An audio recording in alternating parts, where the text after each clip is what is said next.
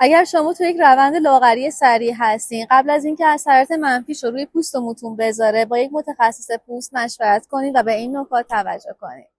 این روزها آمپول‌های لاغری مثل مانجارو بسیار ترند شدن برای لاغری سریع، اما کمتر کسی به اثراتش روی پوست و مو فکر میکنه.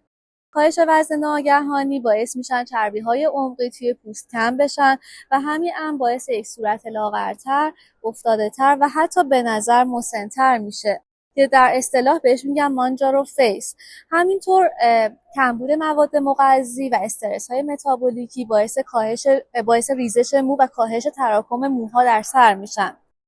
خوشبختانه میخوام بگم که تمام این تغییرات به دنبال این لاغری سریع قابل پیش بینی هستن و ما میتونیم با یک رژیم درست، مراقبت‌های صحیح و کارهای علمی کاربردی در کلینیک تمام اونها رو تحت کنترل خودمون قرار بدیم. پس اگر شما تحت درمان با این دارو هستین، برای پیشگیری از اثرات سور روی پوست و موتون خیلی زودتر با ما در تماس باشید تا بتونیم پیشگیری بکنیم.